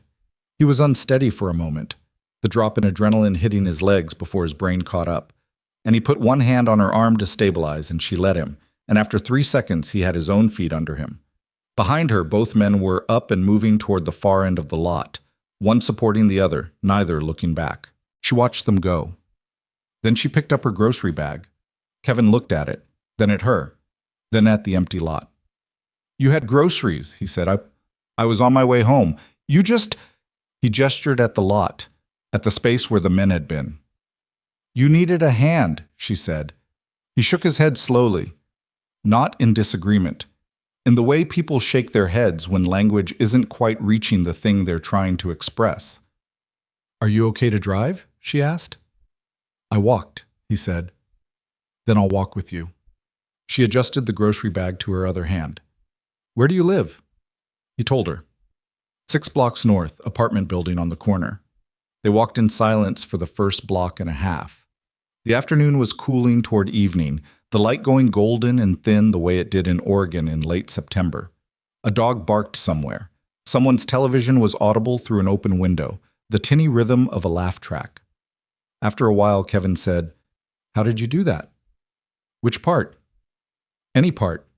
All of it. A pause. The way you moved. She looked at the street ahead of them. A long time ago, I was in a lot of situations where moving wrong meant someone I was responsible for didn't come home, so I learned to move right. He was quiet for a moment. How many people didn't come home? He said. She kept walking. 1, she said. He didn't say anything for the rest of the block. At the corner before his building, he stopped and looked at her, and his face in the low evening light had something in it that was different from the face she'd seen for the past 2 weeks. The too raw, too open quality had shifted into something quieter, like a frequency that had been adjusted. Thank you, he said. She nodded. He started toward his building, then stopped and turned back. Claire. It was the first time he'd used her name. She waited. The one who didn't come home, he said. That wasn't your fault. She looked at him for a long moment, the evening light, the dog still barking somewhere, the tinny laugh track drifting down from the open window. You don't know that, she said. No, he said, but I know what it looks like when someone's been carrying something that was never theirs to carry alone. He held her gaze for one more second.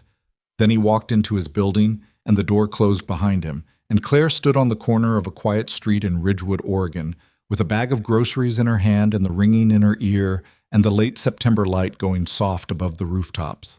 Her hands were completely still. She stood there for a long time. She walked home the long way.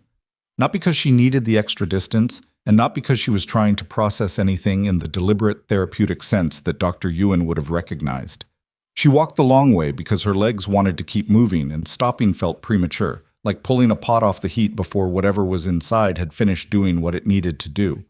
The grocery bag was heavier than it should have been for what was in it. A rotisserie chicken, 2 cans of soup, a box of crackers, an orange she'd grabbed without particular intention. Her left forearm was fine. She checked it twice without thinking about it, ran her right hand along the outside of the forearm where the chain's arc had come closest, and found nothing. Clean deflection. She'd gotten the angle. She thought about Kevin Doss walking into his building. I know what it looks like when someone's been carrying something that was never theirs to carry alone. 23 years old. He'd said that. 23. with his two large hands and his floor staring in 6 weeks of early Tuesday mornings on a mat in Ridgewood, Oregon. And he'd said that to her, on a street corner, like it was the most straightforward thing in the world. She turned onto Hennessy and walked past the pharmacy and the shuttered laundromat and the apartment complex with the broken gate. And by the time she reached her building, the sky had gone the specific shade of dark blue that happened in Oregon just before actual night. And the first few stars were showing through a break in the cloud cover. And she stood in the parking lot for a moment, looking up at them with her grocery bag and her still hands and the ringing in her ear. Then she went upstairs and put the chicken in the refrigerator and sat on her couch and called Torres. He picked up on the second ring. "Hey!" His voice had the quality of someone who'd been watching television and had muted it. "I got into something today," she said. A pause. "Define something." Parking lot. 3 guys. Kevin Doss was on the ground. "Kevin, from Marcus's group." A longer pause. She heard him unmute the television and then mute it again. "Are you hurt?" "No." "Kevin?" Split lip. "He's okay." "The 3 guys?" "2, and they're fine, relatively." She looked at the ceiling. "I walked him home." "Okay." She could hear Torres working through the geometry of it. "Did you call police?" "The guys left. Kevin didn't want to make a report." She paused. "He knew one of them. Old situation." "Claire." "I know. That's the second time in 3 weeks." "I know, Torres." "Both times someone pushed first." "Yes. I'm not—" He stopped, started again. "I'm not saying you did anything wrong. I'm saying it keeps finding you." She was quiet for a moment. "Yeah," she said. "I know." He let the silence sit for a second. "Did you tell Marcus?" "Not yet." "Ewan?" "I left her a voicemail about Fort Lewis. I'll tell her at the session." "Okay." He exhaled. "How do your hands look?" She held them up in the low light of the apartment, both flat, both still. "Fine." "Yeah," he said quietly. "Mine were too, for a while." She understood what he meant. "When did they stop being fine?" "About 6 months in, when I stopped needing them to be." A pause. "That's not a timeline. That's just what happened for me." She put her hands back in her lap. "Thanks for picking up." "Anytime." He meant it in the specific way of someone who had been on the other end of too many calls that came after bad nights and had made a private decision about availability that had no expiration date. She hung up. Made tea she didn't particularly want. Drank half of it. Went to bed at 9 and was asleep by 9:40, which was becoming a pattern she didn't want to jinx by noticing. Well, she told Marcus Saturday morning. He called her. An unusual occurrence. Marcus texted if he needed to reach her about session logistics, and she'd only ever initiated calls to his number. When she picked up and heard his voice, her first thought was that something had happened with the group. "Nothing's wrong," he said. "I'm calling because Kevin Doss called me last night." She waited. "He told me what happened in the lot." A pause. "He wanted to make sure I knew you didn't go looking for trouble." "Did you think I did?" "No." Direct. "I thought you probably had groceries and walked into something that was already in progress and handled it the way you handle things." Another pause. "Which is why I'm calling, not about the incident itself." "Then what?" "Come by the academy this afternoon, around 3. I need to talk to you in person." She said she'd be there. She spent the morning doing the things she did Saturday mornings: laundry, the maintenance check, a slow second cup of coffee over the Maine Fishing Village novel, which she was getting further into now and had started to actually follow. There was a character in it, an old lobsterman, who didn't say much but whose presence in every scene had a specific gravitational quality. She liked him without being able to explain why. She drove to the academy at 2:50. The parking lot was emptier than weeknight evenings, a few cars, the building quiet. The sign said closed Saturdays, but the interior light was on. The door was unlocked. Marcus was in his office. So was someone else. She stopped in the doorway. The other person was a woman, late 40s, in civilian clothes, slacks, a plain button-down, short hair going gray at the temples. She was sitting in the second chair with a coffee cup balanced on her knee and the specific posture of someone accustomed to being in rooms where they held more information than the other occupants. Not hostile, not warm, evaluated. "Claire," Marcus said. This is Sandra Voss. She's with the DoD Transition Support Office, Pacific Northwest Region. Voss looked at her steadily. Ms. Rowan, I've been wanting to speak with you for a while. Claire looked at Marcus. I didn't set this up, he said. She reached out to me. I told her I'd let you decide whether you wanted to talk. He paused. You can walk out. I'll handle it. She looked at Voss again. How did you find me? Lieutenant Commander Pressfield flagged your name when you deferred Fort Lewis, Voss said. And you're in my region, and your case file has been sitting in my inbox since August. She tilted her head. Can I be direct? Please. Sit down and I will be.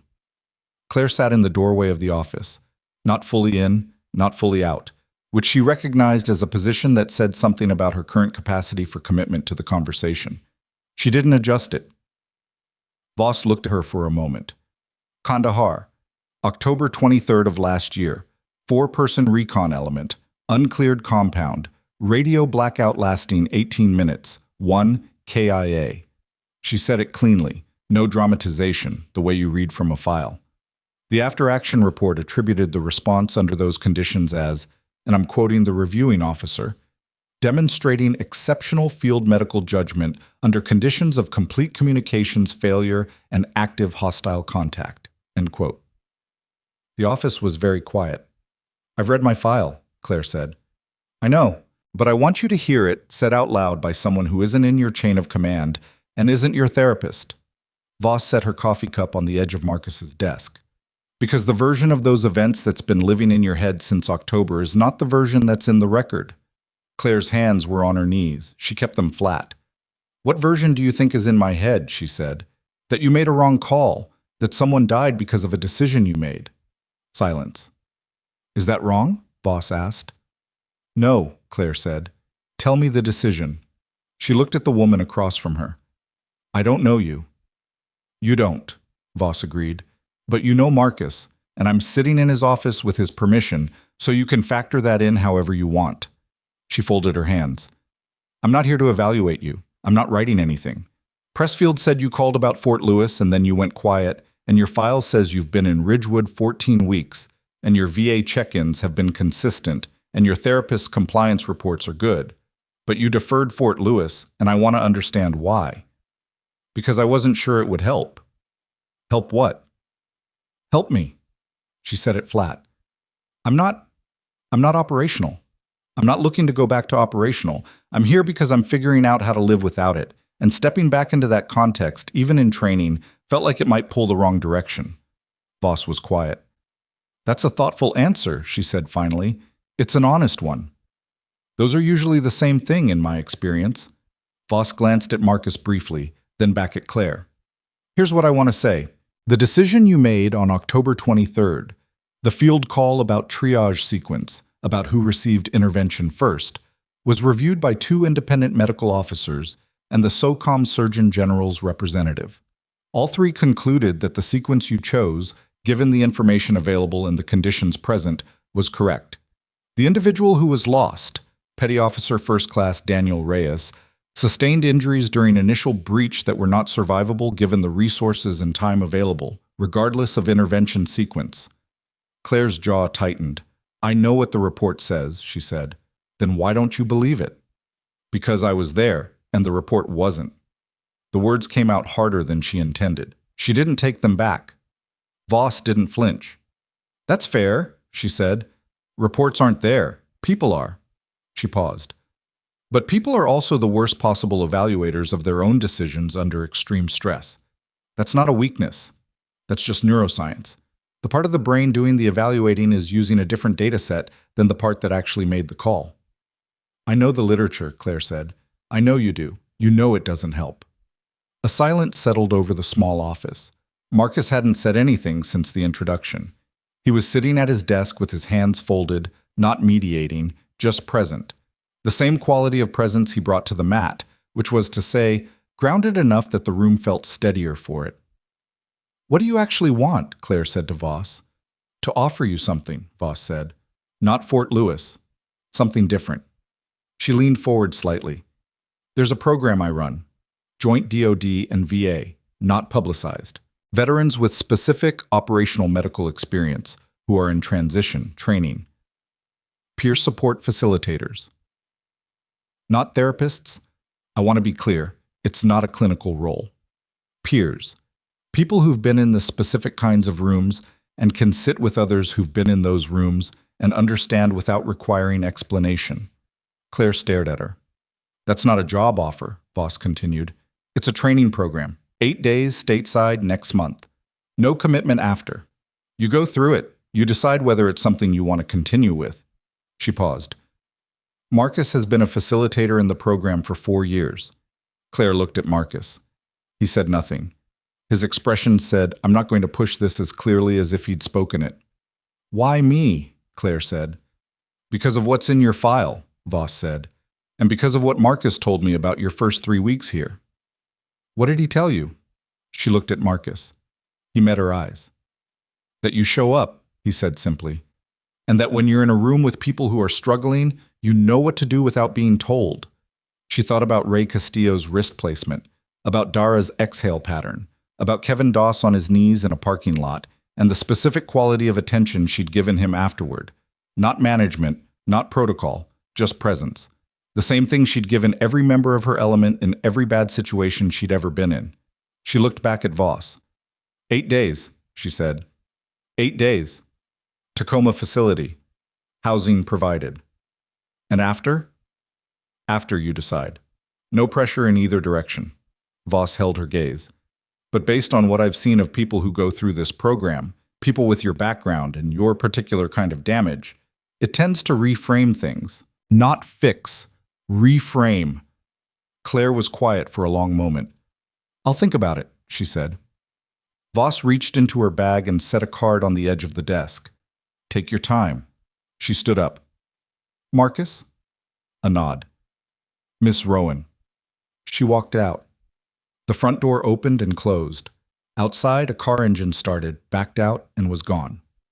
Claire sat in the doorway of Marcus's office in the quiet that followed. You could have told me she was going to be here, she said.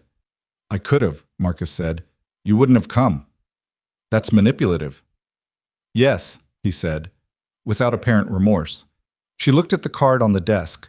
Plain government issue, Sandra Voss's name, and a DOD extension. Kandahar, she said. Not to Marcus specifically. To the room, to the word itself. I've been saying that name in my head for a year like it explains everything. Does it? Some days it feels like it does. She paused. Other days it's just a name. Marcus looked at her steadily. Reyes. She stiffened slightly. You never said his name, Marcus said. Not accusatory, just observational. She looked at her hands. Danny Reyes, she said. He was 26. He played guitar badly and was proud of it. He had a sister in San Diego who sent him tamales every month packed in dry ice, and he shared them with everyone in the element. She stopped. He died in a room that smelled like burnt plastic, and I couldn't stop it. The office held the weight of that. You couldn't stop it, Marcus said quietly. That's different from causing it. She knew that. She'd known it logically since the debrief, since Bethesda, since the ranch, since 6 weeks of Dr. Ewan's careful excavation. She knew it the way you could know something completely and still have your body refuse to believe it. I know, she said. Knowing's a start, Marcus said. She picked up Voss's card, turned it over once. The back was blank. The group on Tuesday, she said. If I did this program and it led somewhere, would that change anything about Tuesday mornings? No, Marcus said. Tuesday mornings are Tuesday mornings. A pause. This would be something else. Separate. She looked at the card one more time, put it in her jacket pocket. I'm not saying yes, she said. I know. I'm saying I'll think about it seriously. That's enough for now. She stood up. Her knees had the faint ache of someone who'd spent too much time in a folding chair, and she straightened slowly, and Marcus watched her without comment. One more thing, she said. Yeah. Did you actually know what she was going to say? About the review? About the file? He was quiet for a moment, long enough to tell her he was considering the honest answer rather than the diplomatic one. I knew the broad strokes, he said, not the specifics. But you knew it was better than what I'd been carrying. I knew the record was better than what most people carry, he said. It usually is. She stood in the doorway with her hands in her jacket pockets and the business card against her right palm and the afternoon light coming through the front windows in long, flat rectangles. Danny Reyes, she said again, quieter this time. Yeah, Marcus said. He'd have thought the tamale detail was embarrassing to say out loud. Probably. He was also wrong about the guitar. He was better than he thought. Marcus didn't say anything. He didn't need to. She walked out through the empty academy. The mats, the mirrors, the trophy wall, the fogged front window, and pushed out through the front door into the Saturday afternoon. Cooler than it had been all week. The kind of air that had made a decision about what season it was and was committing. She sat in her car. Not with the engine off this time. She started it, let it run, let the heater come on. She looked at the front window of the academy through the windshield, fogged from the inside, just like the first night. The blurred ghost of the interior visible through it, shapes without specifics. She thought about the first night. The fluorescent lights and the smirk on Evan Cross's face, and the way she'd told herself she just wanted quiet, and had ended up in the middle of something that was never going to let her stay peripheral. Not because she'd done anything wrong, just because that was the nature of things. The things that were unresolved had a way of manufacturing situations in which resolution became unavoidable. Her phone buzzed. A text from an unknown number. This is Evan Cross. I got your number from the sign-in sheet. Sorry if that's weird. I wanted to say something. She stared at it. What? She typed. A pause. Then, I've been talking to Marcus about the suspension, and about what he said about restraint, and I think I understand now what you were doing that first night. Not the physical part. The other part. Why you didn't want to engage. Another pause. She waited. I've been the loudest person in a room my whole life, and I always thought that meant something good. I'm starting to think it just meant I was loud. She read it twice. You're a good teacher, she typed back. You'll be better when you stop needing them to know it. She sent it before she could second guess it. She put the car in reverse and pulled out of the lot. 2 blocks down Caldwell, she passed a guitar shop she'd noticed before but never looked at directly. A narrow storefront with 3 instruments in the window, 2 acoustic and 1 electric, the electric one red and slightly battered, the kind of worn that said it had been played rather than displayed. She glanced at it, kept driving, but she noted it. She was at Dr. Ewan's office at 2 on Monday. The white noise machine, the mints, the chair by the door. She told Ewan about Voss, about the program, about what the file said. Ewan listened, didn't write anything until Claire had finished. How did it feel, Ewan said, hearing the review outcome said out loud. Like someone reading a verdict in the wrong language. She looked at the window. I understood all the words. I couldn't quite make them apply to the situation I remember. That's a very accurate description of how traumatic memory works, Ewan said. I know. You've explained it. Does knowing help? Less than I'd like. Ewan wrote something briefly. What are you going to do about the program? I'm going to say yes, Claire said. I think. Ewan looked at her. When did you decide that? Just now. She paused. Out loud, just now. But I think it was earlier. When? She thought about Kevin Doss on the mat for the first time, about Ray Castillo's palm placement, about the corner where Kevin had stopped and turned back and said the thing he'd said. Progressively, she said. Ewan made a small sound that was somewhere between acknowledgement and satisfaction.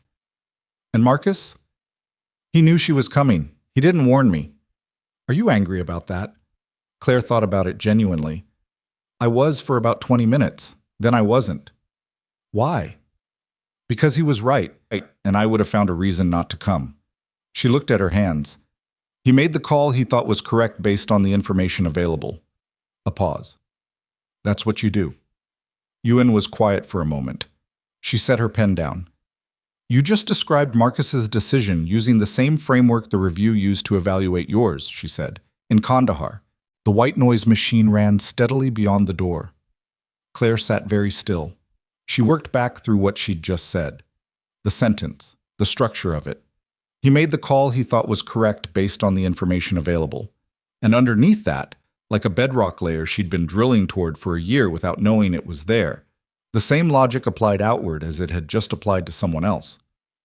Yeah, she said. Her voice came out different than expected, quieter, rougher, like something that had been in a tight place for a long time and had just found the opening. "Yeah," she said again.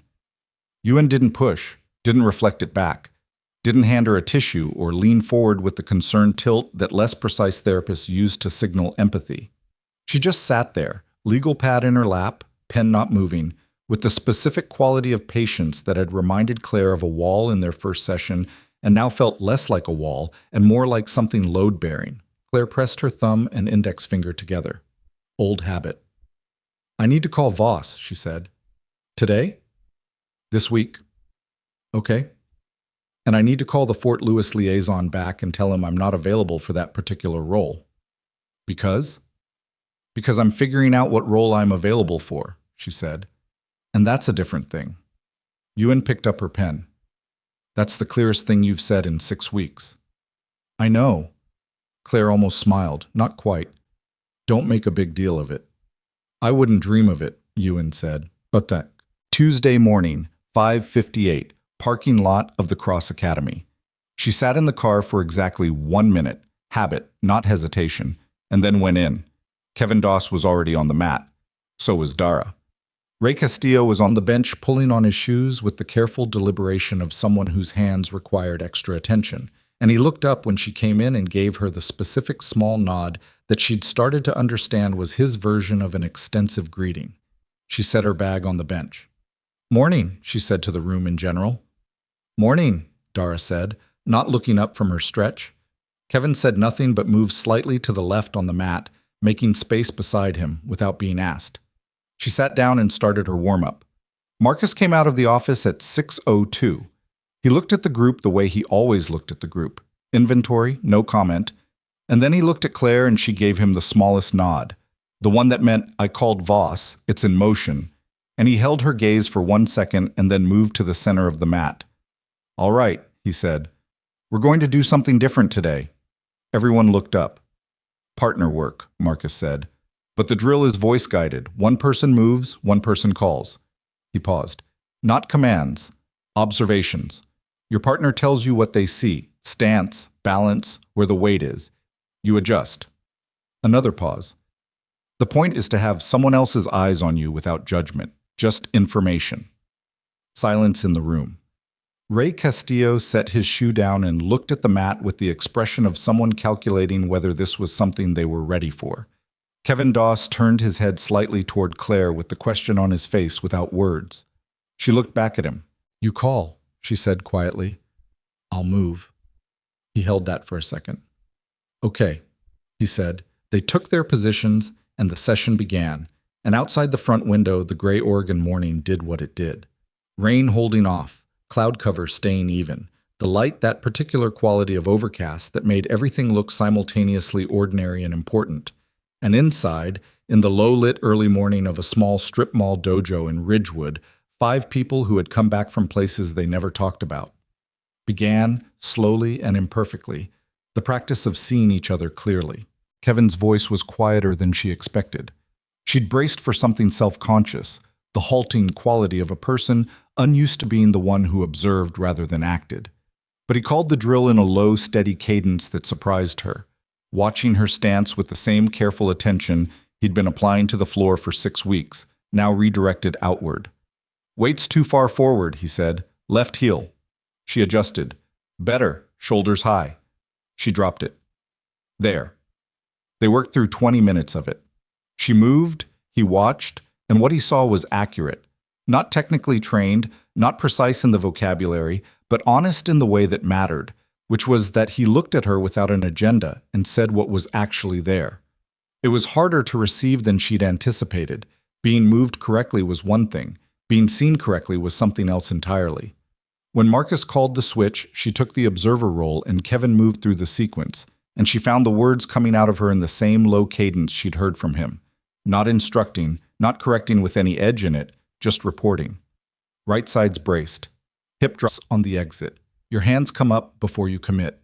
He adjusted each time without resistance, the way someone adjusts when the information is useful rather than pointed. At 7:25, Marcus said, "Good work," and that was all, and the session was done.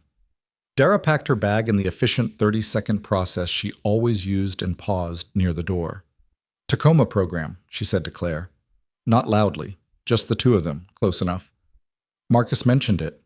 Claire looked at her. I did it last year, Dara said. Second cohort. She zipped her bag. Instructor's name is Cho, former flight medic. She doesn't tolerate performance. Good, Claire said. Yeah. Dara picked up the bag. It's 8 days and it's not easy, and I don't know if it'll do for you what it did for me, but I'm better at being in a room with people than I was before. She paused. That's not nothing. No, Claire said. It's not. Dara left. Ray Castillo followed, the same hand-on-shoulder movement as the week before. Brief, deliberate, the closest he came to a formal goodbye. Kevin Doss lingered by the bench, retying a shoe that didn't need retying. Thank you, he said finally. For Friday. You already said that. I know. He stood up. I wanted to say it in here, in daylight. He glanced around the dojo. Different than saying it on a street corner. She understood what he meant. Context changed the weight of things. You doing okay? She said. Better than Friday. He picked up his bag. I've got an appointment. VA counselor, 9:30. He said it with the slightly too casual tone of someone who'd been working up to mentioning it. First one. She held that. Okay, she said. Yeah. He started toward the door, stopped. The thing I said, on the corner, about carrying something that was never yours to carry alone. I remember. I was talking about myself as much as you. He met her eyes briefly. I just wanted you to know that. It wasn't only about you. She looked at him for a moment. Kevin, she said, go to your appointment. He almost smiled. It was the closest she'd seen him come to it. Then he walked out, and the door swung shut, and she was alone in the dojo with Marcus, who was restacking the training pads against the wall with the unhurried precision of someone who found maintenance satisfying. Dara told me about Cho, Claire said. Cho's the best person I know for that work, Marcus said. He set the last pad straight. She's also abrasive and doesn't pretend otherwise, so manage your expectations accordingly. I like abrasive. I know you do. He turned her around. You called Voss. Wednesday. She told me. He picked up the water bottle from the bench and drank from it. You start the 22nd. 3 weeks. 3 weeks. He looked at her. How are you sleeping? Better than August. That's not what I asked. She exhaled. 4 or 5 hours solid, then light after that. Better than August. He nodded, didn't push further. The evening class has an opening if you want more mat time between now and the 22nd. She considered it. Which night? Wednesday, 7:30. Who's teaching? He gave her a look. Not Evan, she said. It wasn't a question. Evan comes back Monday, Marcus said. Different role. He'll be assisting on the beginner track under someone else's supervision. She processed that. His idea or yours? Mine. He accepted it. A pause. He asked me to tell you something. She waited. He said, and I'm quoting, tell her I watched the Tuesday morning session through the window once, and I understand now what she's doing in there. And I'm sorry it took me seeing it to understand it. Marcus looked at her steadily. His words. She thought about Evan Cross watching through the window. The image of it. The arrogant instructor in his black belt standing outside the glass in the early morning, watching 5 damaged people move slowly through partner drills and learning something he couldn't have named. He shouldn't spy on private sessions, she said. I told him that. And? He said he knows and he won't do it again. Marcus set down his water bottle. He also said he's been thinking about applying to work with a veteran outreach organization. Youth side, kids whose parents deployed. He's got no qualifications for it. A pause. He asked me if I thought it was a bad idea. What did you say? I said the fact that he's asking whether he's qualified is already an improvement. Marcus looked at the trophy wall for a moment. The brackets, the framed photos, the accumulated evidence of years of competition. He's going to be fine. He just needed to learn that the room isn't always about him. Most people need to learn that, Claire said. Most people never do, Marcus said. That's what makes it worth something when they do. She went to the Wednesday evening class. It was different from mornings in the way all evening things are different. Louder, more energy, the accumulated momentum of the day, still present in the bodies of people who hadn't fully downshifted.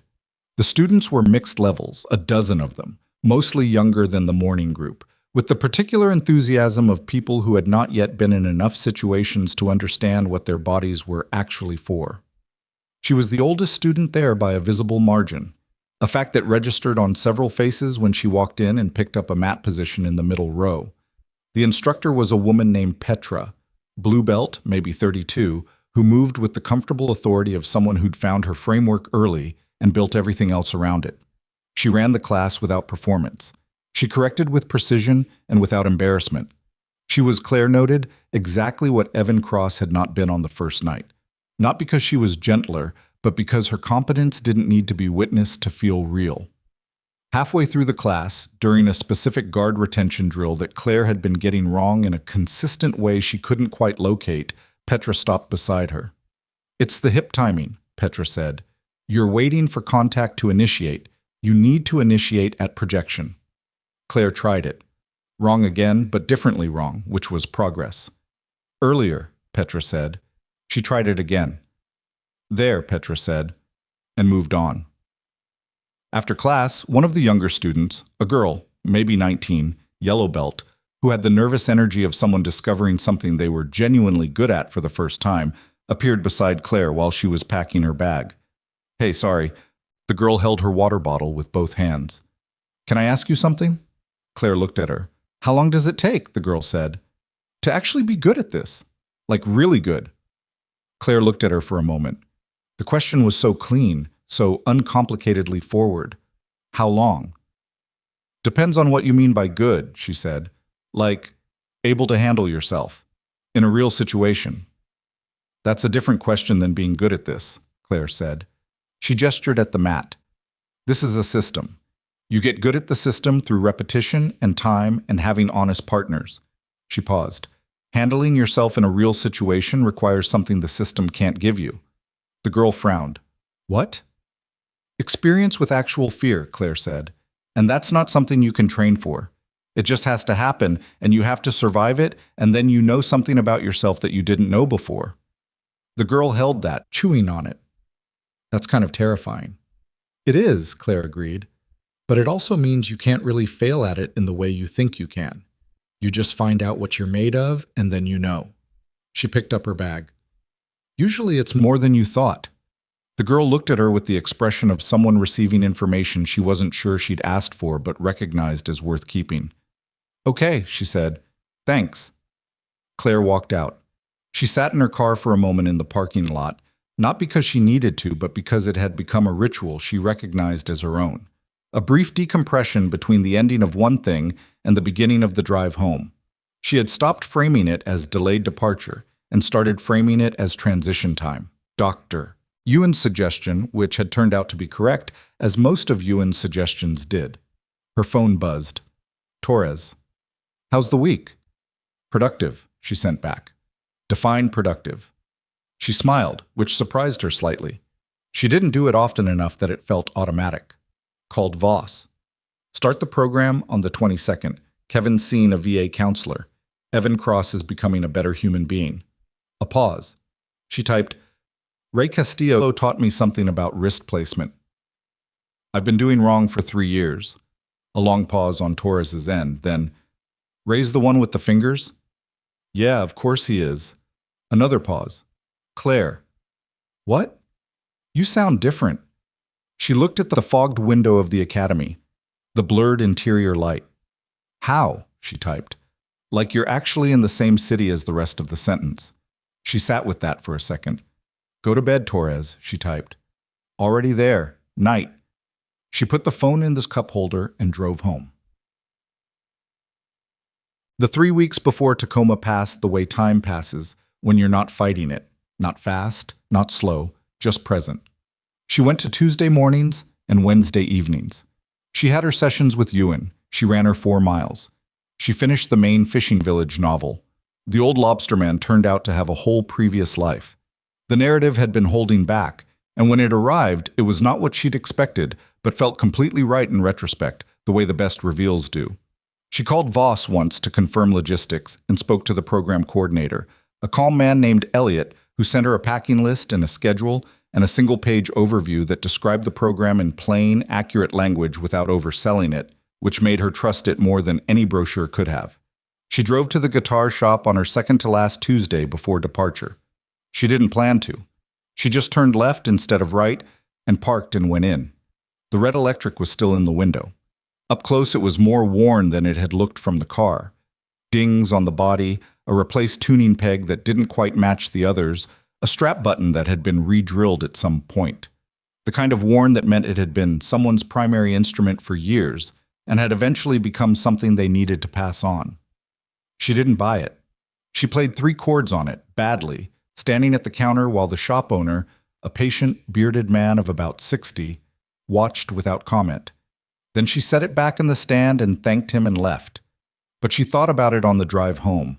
She thought about Danny Reyes and his bad guitar playing that had been better than he knew, and about the tamales packed in dry ice, and about a room that smelled like burnt plastic, and about the way you could carry a thing for a year and then one Wednesday afternoon stand in a guitar shop and feel the weight of it shift. Not disappear, not resolve cleanly into something that made narrative sense, just shift, redistribute. Become something you were holding rather than something that was holding you. She went back on Friday and bought it. The shop owner threw in a set of strings and a basic chord diagram without being asked. She drove home with it in the back seat and leaned it against the wall next to the bookshelf and looked at it for a while. It was, she decided, a reasonable way to spend a Friday. The morning before she left for Tacoma, she went to the academy one more time. Not for the Tuesday session. It was Monday, early, before any class was scheduled. She knocked on the front door at 6:15 and Marcus let her in with his coffee mug and the expression of someone who had expected her. She walked to the center of the mat and stood there for a moment. The low utility lights, the quiet fans, the smell of rubber and disinfectant, the mirrors along the wall showing her back to herself in the gray early morning light. A woman in her mid-30s in old training clothes with a white belt, which she still wore, which she would continue to wear for the foreseeable future because rank had never been the point and a belt was just a belt. "I want to show you something," she said. Marcus stood at the edge of the mat.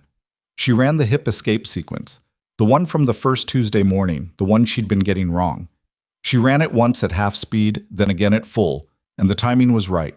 The hip drove at projection, not contact, the way Petra had told her, and the whole thing had a different quality now, a settled quality, like a joint moving in its proper socket. She stopped. "Better," Marcus said. "It took 3 weeks." "Some things take 3 weeks." She looked at the mirrors, at herself in them, white belt and all. "When I came in the first night," she said, "you were in your office when it happened. You saw the whole thing." "Most of it," he said. "You came out when you did on purpose." A pause. "Yes. Because Evan was going to do something worse. Because Evan had already done enough, and you'd shown more restraint than anyone had the right to ask for, and it needed to stop." She nodded slowly. "If you hadn't come out, you'd have walked out," Marcus said, "and he'd have followed, and it would have been worse." He drank his coffee. "That's a guess, but it's an informed one." She thought about the door frame, Evan's palm on the glass. You don't just walk into someone's school and make them look stupid in front of their students. He came to the right conclusion eventually, she said. "Most people who are basically decent do," Marcus said. "Takes different amounts of time for different people." She looked at the trophy wall, at the framed photos, the group shot in the desert that she'd never asked about. She asked now. "Kandahar," he said simply. '09, before your time there." He looked at the photo himself. 3 of those people are still in. 2 of them aren't anywhere anymore. The rest of us found something else to do with ourselves. She held that. "Is that why you run the morning group?" she said. "Part of it." He lowered the mug. "Partly because Marcus Hale at 60 is a moderately useful human being who has specific things to offer, and I spent too many years being the wrong kind of useful in the wrong kind of places, and this is the version I can live with." He looked at her. "Same reason you're going to Tacoma." She didn't argue with that. "The group," she said. "While I'm gone." Dara can anchor Tuesday. Ray knows the sequences well enough to lead warm-up. He paused. Kevin will be fine. He started talking. I know, she said. I heard him. She picked up her bag from the bench. She stood for a moment at the edge of the mat, at the line between the rubber and the floor of the lobby, the specific threshold she'd hesitated at on the first night, weighing whether to step on or walk back out through the front door into the rain. Marcus, she said. Yeah. Thank you for not letting me walk out. He looked at her with the steady, unperformative attention that was just the way his face worked when he meant something. Thank you for coming back, he said. The Thursday morning was your choice. I just left the door open. She crossed the lobby, pushed open the front door. The Monday morning hit her in the face, cold, clean, the smell of rain that had already fallen and left the air sharp and new. The parking lot was empty except for her car and Marcus's truck, and a pigeon doing something purposeful near the dumpster at the far end of the lot. She stood on the sidewalk for a moment. She was not fixed. She knew that. Tacoma would not fix her, and neither would Dara's quiet precision or Kevin Doss's VA appointments, or the red electric guitar leaning against her bookshelf, or the 4 miles she ran every morning with the ringing in her ear. None of it was a cure. All of it was something else. The slow, uneven, imperfect work of building a life that had room in it for everything she'd been and everything she was still figuring out how to be. Danny Reyes was not coming back. That was a fact she had been trying to metabolize for over a year, and she had finally stopped trying to metabolize it quickly and started allowing it to take the time it needed. She had made the right call in the wrong room on a terrible night, and he had still died, and both of those things were true simultaneously and would remain true for the rest of her life.